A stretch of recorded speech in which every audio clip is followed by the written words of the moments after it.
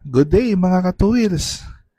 At ito, 3 days before ang ating grand opening, dumating na ang ating hinihintay na FI machine. Kaya excited na tayong matesting ito.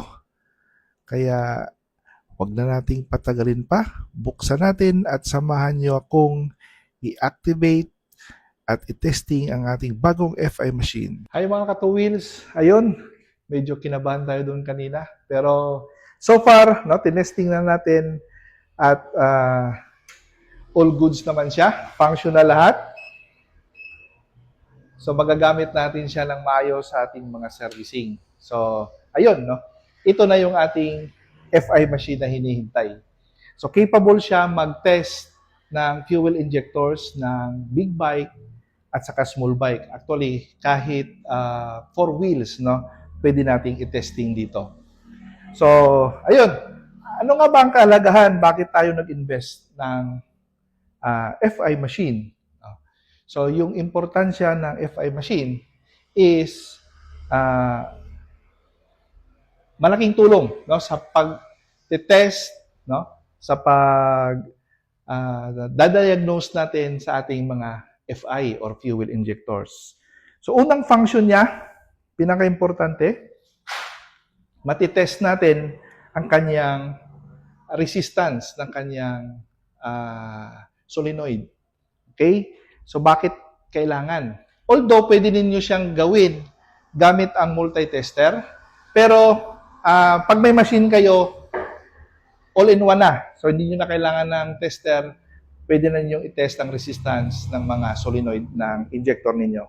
Okay? So, bakit kailangan? Dahil kapag bagsak na ang kanyang resistance or infinity na ang reading, wala nang chance yon, no? So, kailangan na nating palitan. Hindi na tayo mag-aaksaya ng panahon para linisin kasi wala na tayong magagawa doon.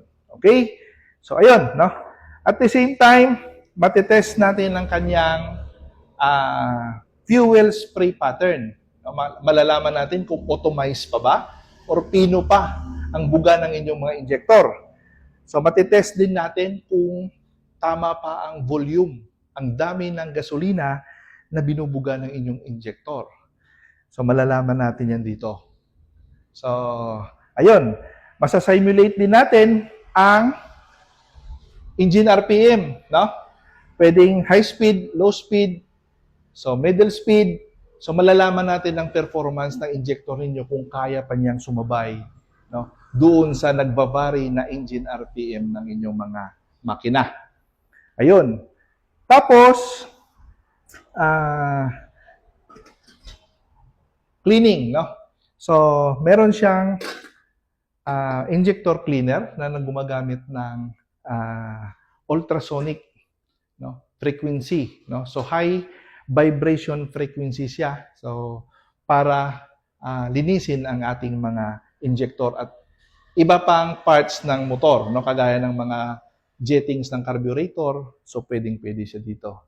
So, magagawa lang natin yan, no, siyempre kung mayroon tayong ultrasonic cleaning solution.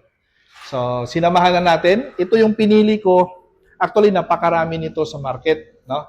Pero ito yung pinili ko dahil safe siya gamitin sa aluminum, sa plastic, sa lahat ng klase ng bakal, sa rubber. So, hindi siya corrosive.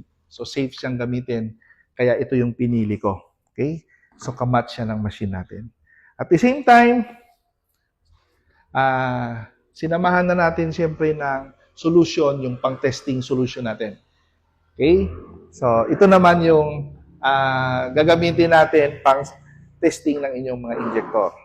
Okay? So, overall, napakaganda yung quality niya, no? So, mukhang matibay, no? Sa tamang paggamit lang, sa tingin ko tatagal naman siya. Ayun. At abangan ninyo yung video ko, no? Step-by-step procedure kung paano gamitin, no? So, para mag-serve siya as guide, no, doon sa mga mekaniko na gustong magkaroon din ito, at least, no, meron na kayong guide kung paano siya gamitin. So, or doon sa mga estudyante na gustong matuto kung paano gumamit nito. So, abangan ninyo yung video ko. So, magagamit ninyo yon kung may balak kayong i-proceed, no? Or kung gusto niyo maging career ang maging mekaniko, no, sa industry. Kasi itong machine na ito nagiging standard na sa industry. So, alam naman natin, no, kahit ibang brand or halos lahat ng brand ng motor ay gumagamit na ng FI machine. Okay? So, hanggang doon lang ang ating update sa inyo, no? Sa machine natin na dumating.